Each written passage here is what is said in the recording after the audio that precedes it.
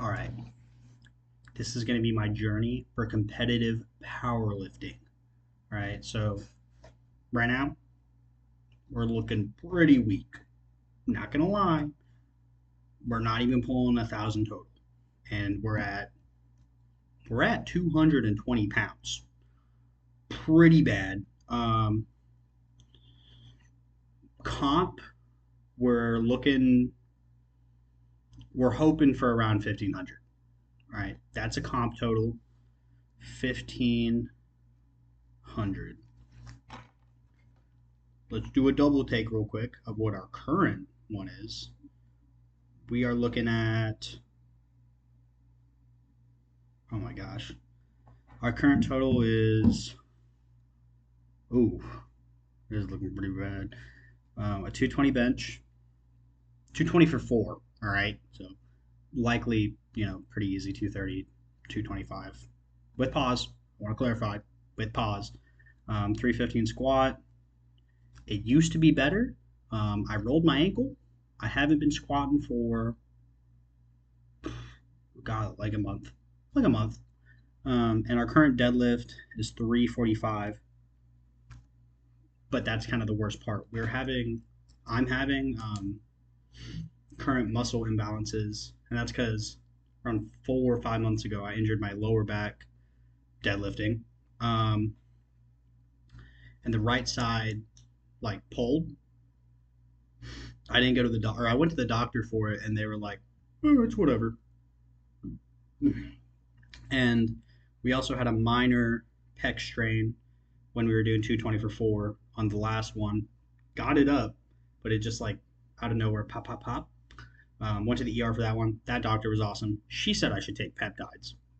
Best doctor I've ever had in my life. We're not doing that though because we want to compete in national associations. Um, Goodness gracious. So our current total is looking like, oh wow. Let's just add this up. 10, 0, carry the 1, 1, 3, 4, 8. Whoa, pretty bad. 3, 3, 6, 8. We're looking at an 880. 880, right? So 1,500 divided by 880. Okay, 0, 0, 0. Take away from the 5, carry it over. 2, 14, 8, 6. Okay, cool. I mean, likely could have done basic math in my head, but why does that look like it? Oh no, it is adding up. We're looking at about 620 pounds that we have to add to our current total, and it's looking pretty grim. Obviously, I know that we're definitely going to be able to get a 405 squat. It's pretty easy. Um, the only hard part is delegating for the bench, and I think the deadlift can probably carry a lot more of it. The only reason is because I have kind of weird proportions, in my opinion. Like, I do not have a great grip for a conventional deadlift. I'm not sumoing, nothing against it. It obviously has its points, but I do better with conventional. I do even worse with sumo. Um, so if we had to delegate it, right, 620 pounds, we're probably going to add another. I think by competition, I can get a 315 bench. So I only need to add 95 pounds to the bench. All right, take away from our current 620. Man, I'm terrible at math. Carry that over. 10 minus 5, 5, 6. Carry the 1, 2. All right. Wow, I should have just done that one in my head. Embarrassing. Why does that still not seem like it's adding up? Oh, no, it does.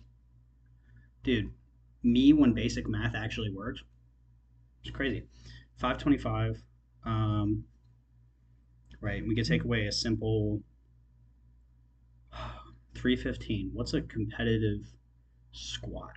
Competitive squat is anything above 500. Realistic squat is probably like 450. Um, By the way, this is my second comp ever. I competed once when I was 17. A year and some change has passed since that. Actually, yeah, like a year and like however much. And I had like a 370 squat for depth though, but I was 180 pounds. Right now I'm 220, so I'm probably gonna compete. I want to say around 200. I don't want to be 220 because I know there's some freaks I'm gonna be going up against. Um, I also don't know if I'm going there to compete. Obviously, I'm going there to beat my old numbers, but I should be going there to also give competition to other people. I don't want other people to steamroll. That's just not fun. 525. So we're gonna say 100 and yeah, we'll tack on 125 pounds to our. We'll just call 500. That's what we're gonna aim for. We'll aim for a 500 squat. So that would be 290. No, gosh, no. Goodness, no. 285. I would need to add 185. My bad. 315 plus 185 to the current squat. Subtract 185. I'm gonna have a pretty good deadlift, but I need to fix my instability, bro. It is not good. That zeroes out. 4, carry the 1, 12, 4, 3. Okay. And then what we are left with is a 345 current deadlift plus 340 pounds. And that will leave us with a 685 dead, a Riz. Do you say a 500-pound squat? Yeah.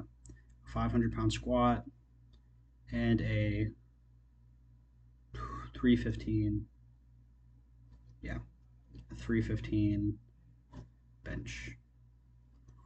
Sorry if my math is actually atrocious. But the pec tear happened. Not pec tear, pec strain. Really bad. It hurt so bad. Since then, that happened two-ish something weeks ago. And I've just been working on form. I've been doing a lot of, yeah, it's pretty much just been eccentric work, not concentric. Let's have that mixed up. Just focusing on the negative portion because it doesn't hurt nearly as bad. Um, and we're working with like really lightweight, nothing heavy whatsoever. I think the most I put on the bar was like 155 for 5, and we're just through like 5 second negative, 3 second pause on the chest, up. These are Mississippi seconds, so a little bit better, a little bit more realistic for a comp, So if I do somehow magically, get someone that's like, wasn't on the chest long enough. I still got it. I'm in the clear. Um, so that's healing up pretty nice. That's how I like to test for it. Like, press your hands together, flex your chest, and if I feel it at all, and it's feeling great. Like on a scale of 1 to 10, probably like at most a 2. When it happened, it was definitely like an 8, not like a 7. And then after like a week and some change, it was probably like a 4. So right now it's feeling great in comparison. I give another week before I start benching again consistently to try and do well. Um, for squatting, we're really just waiting on my ankle to heal up. I can body squat, but I'm kind of shifting. My hips are shifting to the left side, to my left side, which is the one that doesn't hurt. Um, Not good. We're probably going to stick to leg extensions for the time being. And then when it comes down to the deadlift, what we've been doing is working our way up to a single, doing the single, and doing like about a 5 second negative on the way down, and then unloading the weight, and then doing like 5 sets of 3 for good powerlifting. Um, and the thing I'm also noticing is like I'll set up really even, right? Like I'm using a tile to line up my toes, or like a line. I line up my feet. I'm making sure, like, I'm trying to feel it in my shoes, making sure my feet are all the way in kind of like a similar position. Um, I roll the bar to my shins, get good grip, and then as soon as I pull up, it's as if my body slightly rotates to off center the weight to the side that doesn't hurt, which or to off center it to the side that's not all messed up, um, which is cool for body dynamics. Not good for me. I need both sides to work because what I'm my biggest fear is that that side's not going to be able to keep up, and it's going to take on too much weight too fast at one time, and it's going to end up hurting. And now I have a weak side and a really weak side, and I just want the strong side and the weak side. But it would be good if I could get a strong side and the okay side. So I've been trying my best to work through that, and what I've been doing is a lot of hyperextensions and a lot of reverse hyperextensions. But what seems to be happening as well is that um, my hamstrings and glutes are taking over for a majority of the portion, and then also when I'm doing them both at the same time. So I've been doing like single leg variations of the hyperextension and lower back extensions, but when I've been doing, you know, in one motion, so like not single leg, double the normal. Um, what's been happening is my legs have been kind of shifting. Sorry, I'm trying to draw because I want you guys to visualize what's happening. It's more for me, but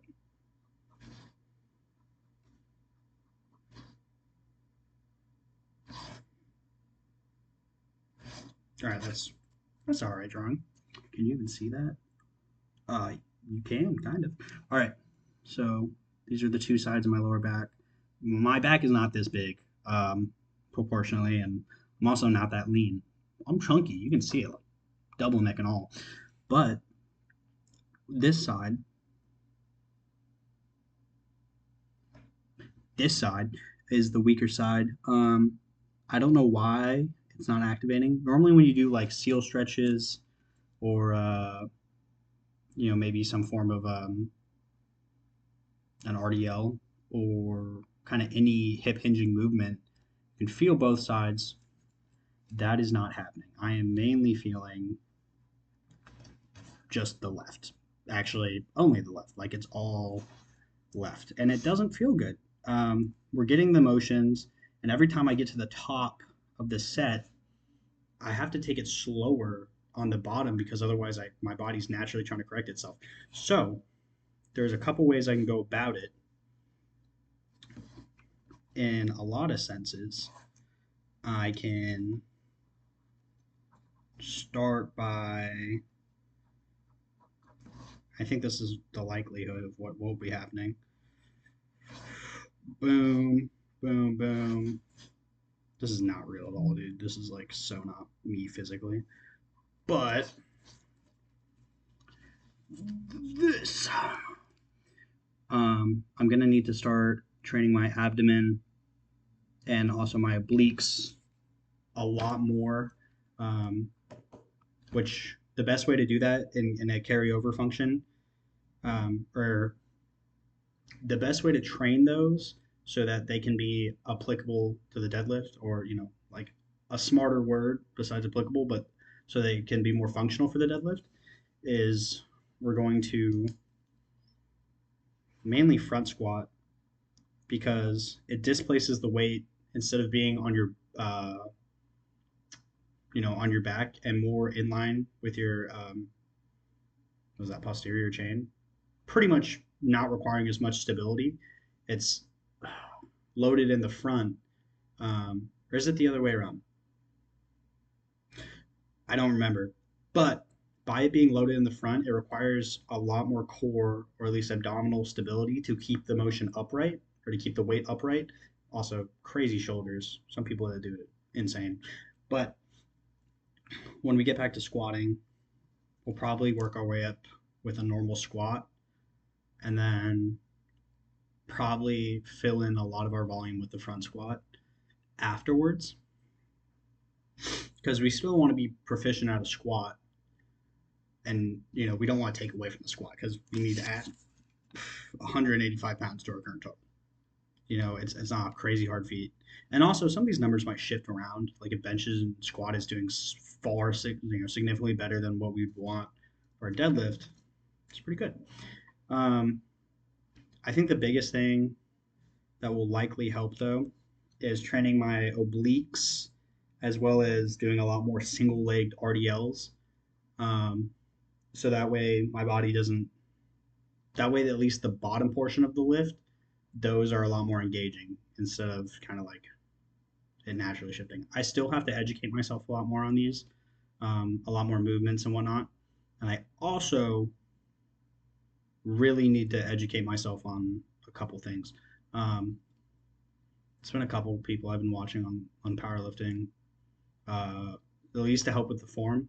And this is probably the best thing that's been helping me from the bottom portion of the lift with engagement is here, we're just gonna draw a stick man. Let's just say this is my perfect back because I totally have perfect posture like this. No, I don't. But we're just gonna say I do. And then, okay, clearly this is not realistic for my arms, but yeah, this is pretty good. So, another picture. Right here is where we would have, the natural arching in your back. And then here's where you would have your hinging at the hips and your hinge at your knees and likely a hinge at your feet. But the main goal of this movement is it's just an elevated RDL because, right, how a lot of people struggle is pulling the slack out of the bar. And so what that can cause is like a very, if the pull is really dramatic and you're putting all your power into pulling it off the ground, sometimes that can cause, like an effect, like it's just like in very instant amount of weight on your whole body. And I'm worried that that might cause more damage. That's not what we need. So we've been doing it elevated, 135 pounds, very big on the negatives, because it gets us a very nice, very, very nice stretch in the hamstrings. And it also keeps the lower back engaged just about the entire time.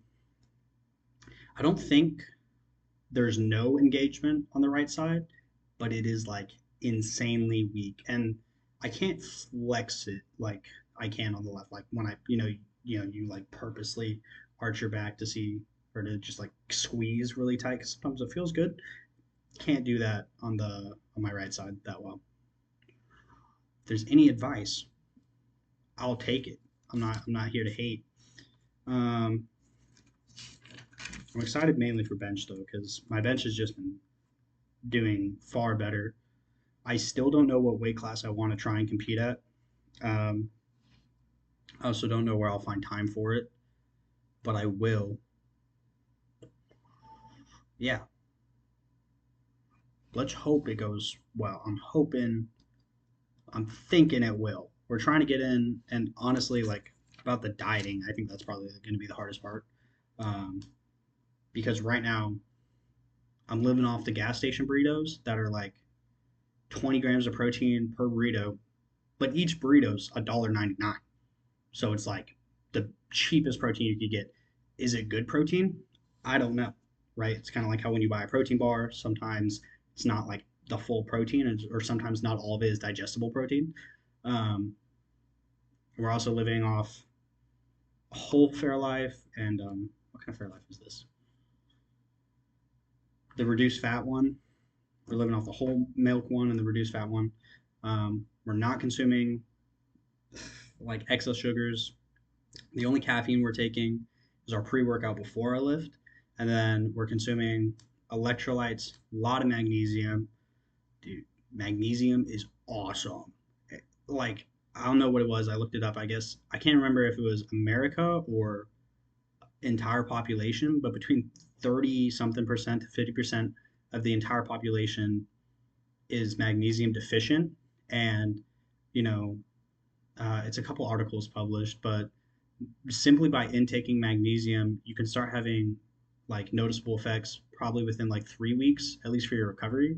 But it increases your testosterone production between 8 and or something. It was like a lower number, right? Like it wasn't below 5 or 5, but it was like 8 to 12, all the way up to I think 20 something percent. Hey, I'm not complaining about that much of an increase. That's a good increase, even if it is 10%. 10% is out of 30 days. That's like 3 days faster. That's a lot. Um, 72 hours. It's pretty crazy. So we've been utilizing that. We've been taking 5 grams of creatine every single day with our electrolytes, um, preferably after a meal, because sometimes when you take electrolytes, you fill up with, you pound a ton of water. A lot of the time you just pee it out or it's just liquid. It doesn't feel good. Um, we're also taking zinc. Do I have anything else that we're taking? No, I think that's it. Um, I'm gonna try my best to educate myself. I'm gonna try and keep this posted as best and well as I can. You know, we'll see how it all goes. Yeah, wish me luck.